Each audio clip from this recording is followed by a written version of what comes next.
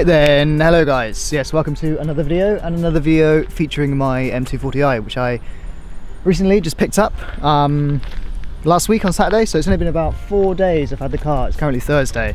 But yeah, I'm going to run down the spec and stuff in this video, and then I'm going to go on a drive because I've got a GoPro hooked up to the inside and everything, which will show you a POV. So yeah, I'm going to run down the spec. It's very, very dirty. I mean, it's been raining pretty much every day since I bought it, apart from the collection day and the day after. So I've already washed it second day in, but then it rained yesterday and it rained this morning a little bit.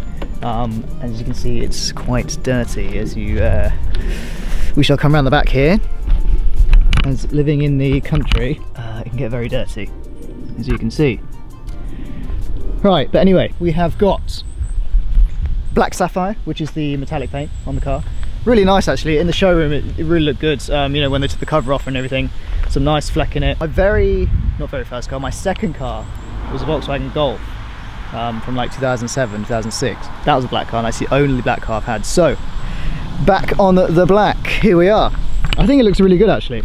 I do like black. And with BMW, especially if you come around the front here with the lights, I just think BMW and black go really, really well.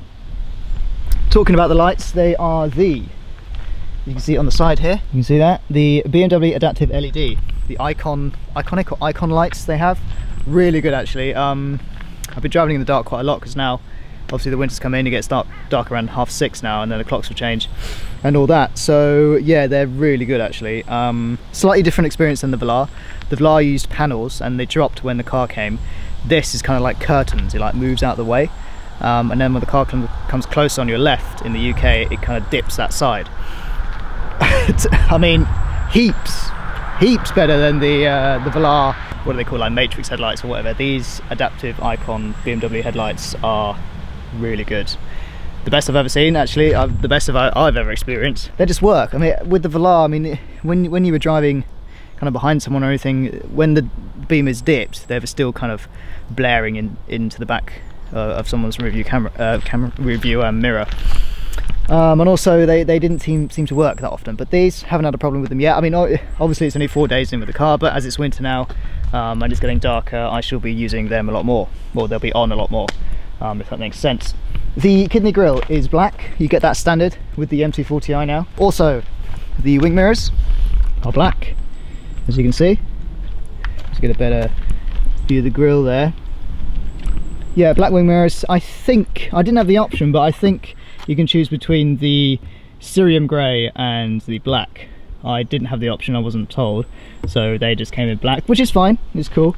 You know, because all this stuff, I mean, I did mention about the M Performance stuff, once I get into that, you know, you can change the wing mirrors and all that stuff, so this is just the base car at the moment. As you come around to the back, the M240 sign is in that nice grey as well. You can see there, and it's got black exhaust tips, which is pretty nice. I just think the back of the 2 Series looks decent. The sun protection glass, have to get that, even though it's a 3-door, no one's going to be in the back really, but just makes the car look cool, doesn't it? Now, the wheels. So with these, right, when you spec an M240i, you get these wheels, okay, so they come standard. The thing I didn't realise, as you can see, these are silver and it's got the cerium grey on the inside. With a normal 2 Series or a normal 1 Series, you can have these with the alloy, silver finish, and then it's got gloss black inside. I thought they were going to be like that, but when you go into the M Series, with the M140 and the M240, they are cerium grey, which I didn't know that about 3 days before I picked up the car, but I think they look good. I think they look alright for the time being. The colour's actually really nice. We can get a close up of there. It's just a really nice grey. It works well with the blue as well. So yeah, I was a bit nervous to see what these were going to look like because I didn't know they were going to go with the black, but I think they look alright. And I say for the time being, because obviously M Performance and all that stuff, I was thinking of M Performance as getting only the kind of aesthetics with the bumper and the rear diffuser and the mirrors and stuff like that. But I have seen, you know, a few designs that M Performance do with the wheels for the 2 Series, well, just M Performance wheels, and they look epic. So I might end up changing the wheels in the future. I don't know. We'll see.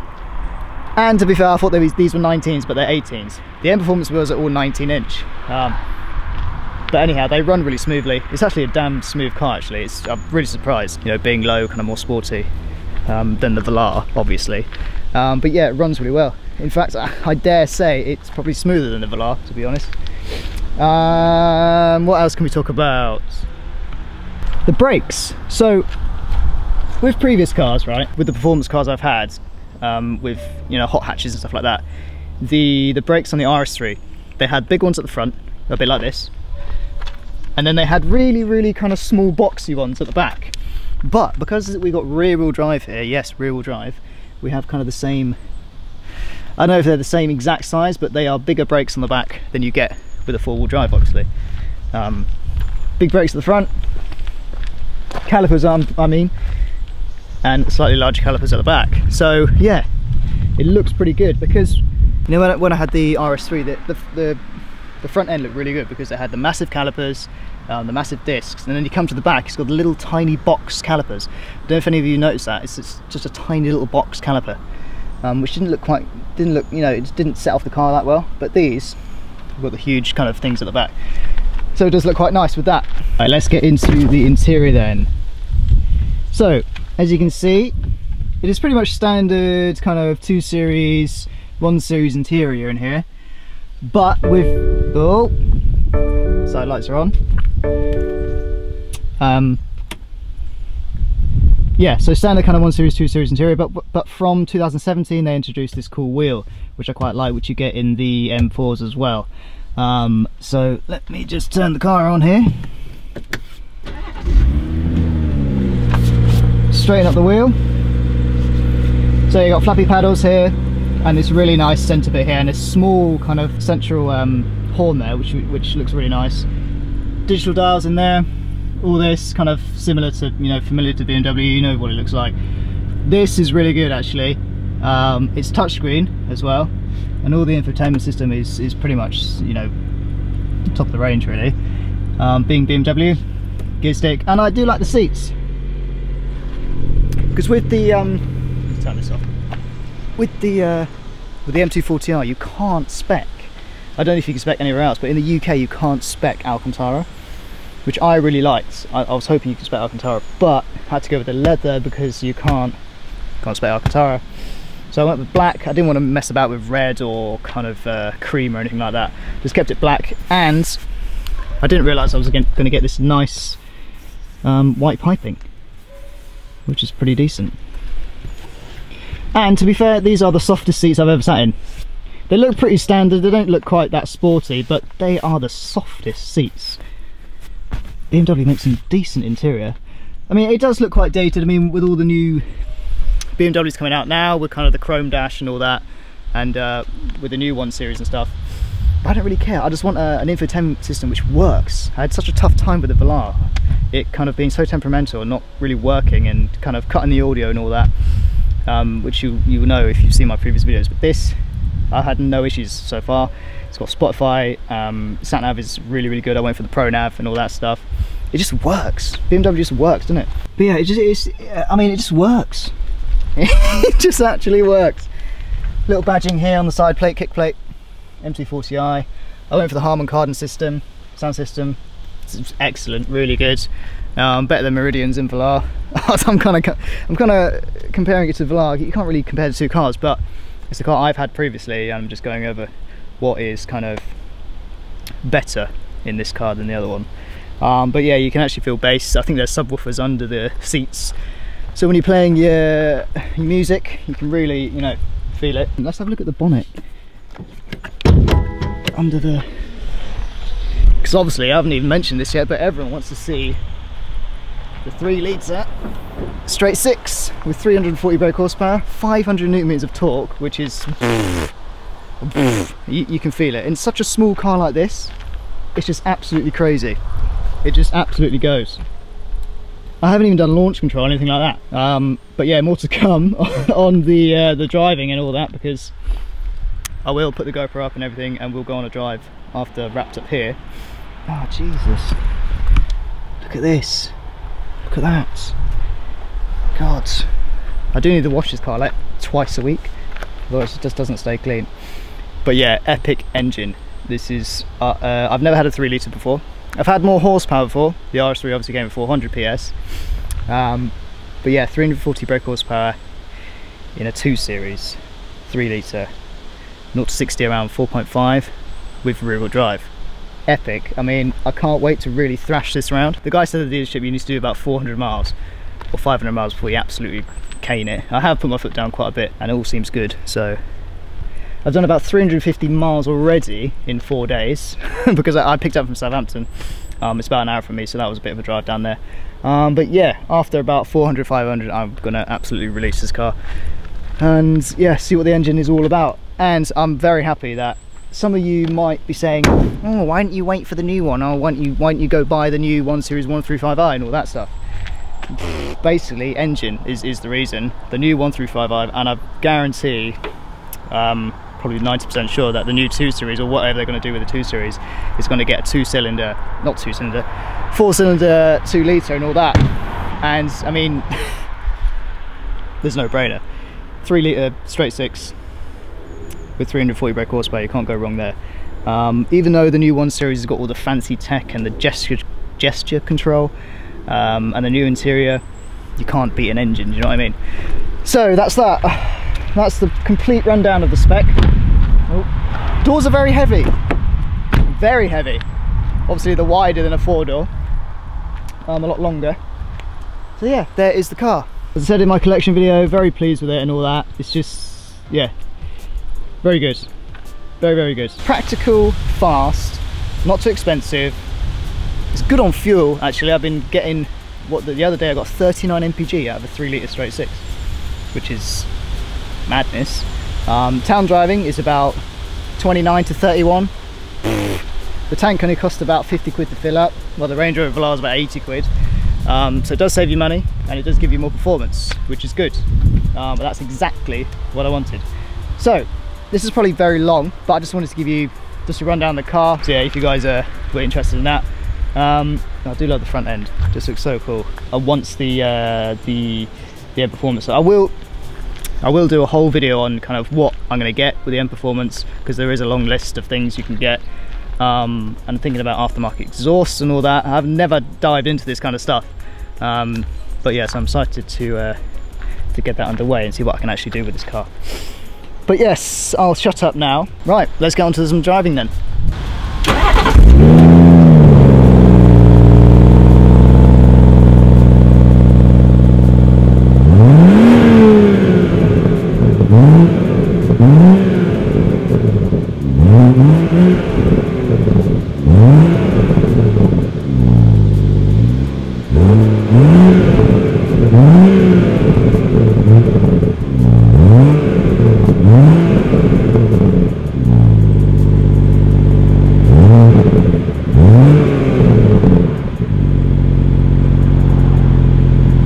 So yeah, I'm recording on this GoPro, it's a Hero 4. So I just have to check the audio and see if everything is alright, because I haven't used this camera in a very long time. It doesn't even have a screen on the back, that's how old this GoPro is. And what, they got like the Hero 8 out now, so I'm 4 generations behind this GoPro. Maybe 5, including all the session ones. Right, so I've got this long, awesome road ahead of me, just down the road. Some of you may have seen it in my previous videos. It's just this really long kind of country road with like fields inside. I set the GoPro up kind of so you can see me and a little bit of the road there. Handbrake. Haven't had a handbrake in a while, you know, because all the cars now, they've got all this electric stuff, and BMW still likes to put the handbrake in the car. So that's a bit weird getting used to. But while I just turn around down here, I'm going to talk you over just how it feels just driving this car in the cockpit. It's so comfortable, and as I mentioned earlier, I said, you know, dare I say it's even more comfortable than the Velar. I think I could be right there, because the Velar was running on 22-inch wheels. This is only on 18s. Even though the profile is slightly larger on the Velar and smaller on this, it just feels so solid. There's no wind noise. I've been on the motorway a couple of times, and it seems pretty good. It's the worst kind of road to turn around in. controls galore.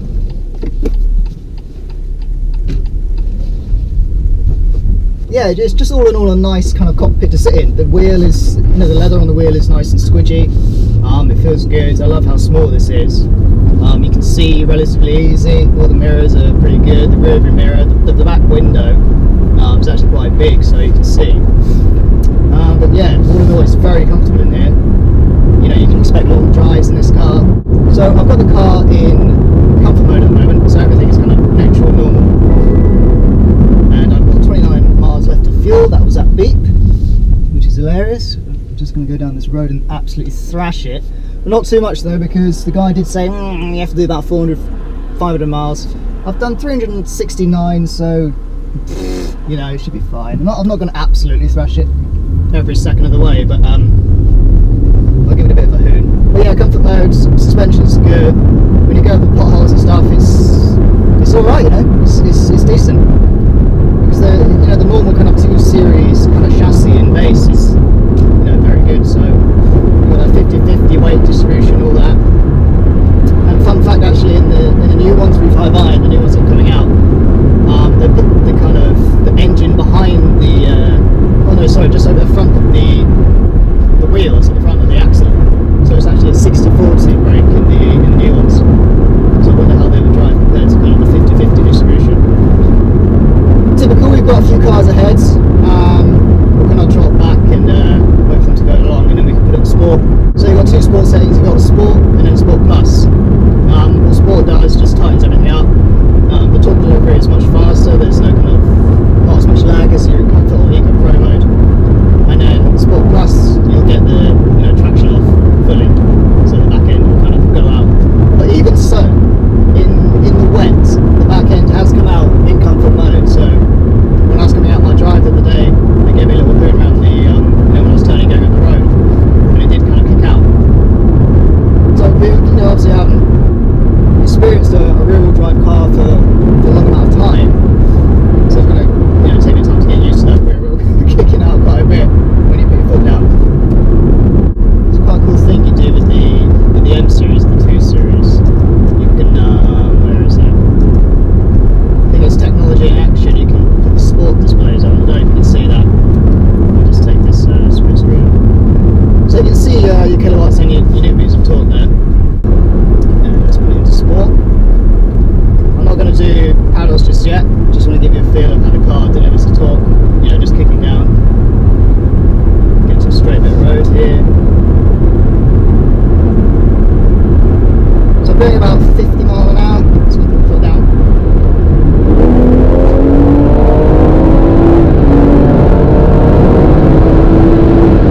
That's crazy. That's 500 newtons just there delivered. And that was quick, you know, kick down in sport, you can really feel it pull. And past experience with four-wheel drives and stuff like that, you can't really feel that much. But when you're in a rear-wheel drive, you can really feel the back just pushing you along. And it does get quite wiggly, but I mean, that's driving experience right there. Now we've caught up right to the boot of this car. And also, I think the MT40Is have this variable steering, so when you go faster, the steering wheel kind of tightens up. When you do put it in sport, it does tighten more than comfort mode as well. It's such a great, it's just kind of one of those cars which you explain in a way that they're kind of not an underdog, it's kind of like a sleeper car, if you get what I mean. You don't know it's got a 3 litre straight 6 in this car, when you look at it kind of from afar. Obviously all the fanboys will know what I'm talking about. Because they know what these cars are, but just on the road, it doesn't look like a sports car, it doesn't look like a supercar. Do you know what I mean? It's good in that flat there. I'm going to turn around down here, and you go back and then play with the paddles a little bit. Alright, so while I'm turning around, let's talk about the noise then. So, all in all, it's a 3 litre V6. You're going to get that nice howl when you go up the gears. I mean the rev range, sort of 5,000 to 7,000 RPM, you're going to get that nice howl. But when you're kind of idling, going around town like this, you don't really hear the engine that much. I guess, other, modern cars or previous cars I've had, they sound quite loud when you're just driving along the road. at kind of 20-30 miles an hour. But with this engine, the thing what I like about it is when you open it up, it sounds better and better and better when you're doing it. It's got none of those kind of silly like fake cracks and stuff like that. It's a genuine kind of engine which you can rev. It's really nice. So I'm going to put it in sport here, we're going to put some pedals on. It's got 8 gears. I mean, the gearbox to me feels absolutely insane. It's on par or, you know, even better than what I've had before. Got a Morrison's van. I mean, obviously some of the sound is played for the speakers, but BMW claim they're actually exhaust engine notes, so yeah. You might be able to overtake this guy. The torque delivery is so nice, it's just instant. So I'm currently in M6, 6th gear, change down. I mean, they're quite quick. So I'm currently around 3.5 RPM. 4th gear, going to change that to 3rd.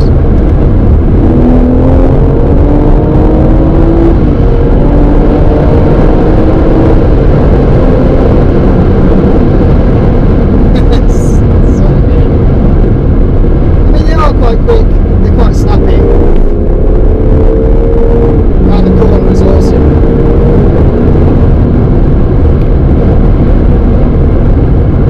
And because we've got no kind of weight in the front, the nose turns in much quicker. We can go down to 2nd here. A bit sliding there.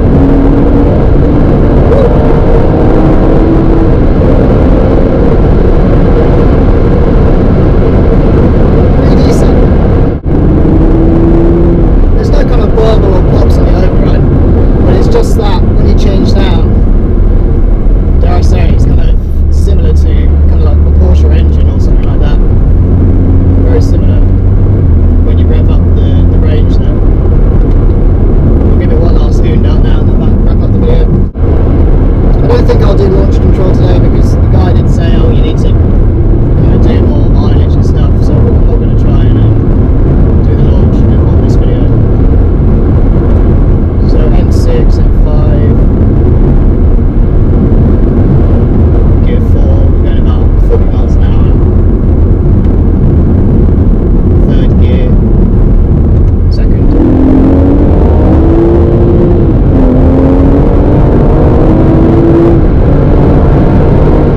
It does pick up very quick, I must admit. It's such a fun car. You can just have that at the delivery, it's just amazing. So the steering is good. Even though all-wheel drive, you do feel in control quite a lot there.